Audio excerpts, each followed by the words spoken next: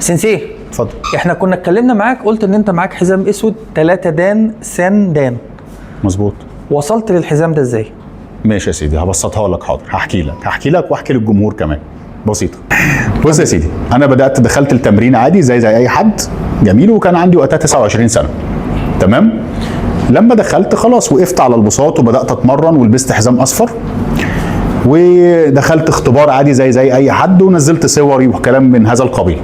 جه ناس صحابي قعدوا يقولوا لي ايه ده انت لابس حزام اصفر، انت لابس بدله، انت واقف على في التمرين، بعد ما شاب ودوك كتاب، وخدت كلام من اللي نفسك فيه كله، نفسك تسمعه او لا تسمعه. تمام. جيت بعد كده بقى، انا اصلا كان رد فعلي ايه؟ انت لبست الحزام الاصفر ليه؟ عشان اوصل للاسود. تمام. رد فعل الناس ايه بقى بني، بس رد فعل انا ايه؟ انا مش بعمل كده عشان انافسك، او مش بعمل كده عشان اوريك انا هوصل لايه، او مش بعمل كده عشان اوريك انا عايز اعمل ايه.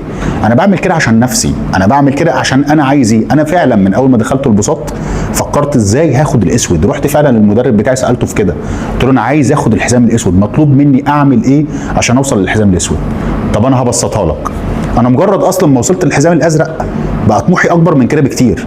اول ما وصلت للازرق ما بقتش اسال السنسي بتاعي انا هوصل للحزام الاسود امتى. وبالمناسبه كان السنسي بتاعي السنسي محمد زعفان. اول سؤال سالته له وانا في الازرق، هوصل ابقى مدرب ازاي؟ قال لي طب يا عم مش نوصل للاسود ازاي؟ قلت له الاسود قرب، انا بدور ما بعد الاسود هعمل ايه. وزي ما احنا شغالين حاليا، انا ما خدتش شودان الاسود الاول، خدت دورات مدربين، بدات امرن. عملت ايه؟ بتفكر ان دان هدخل ازاي، السان دان هدخل ازاي.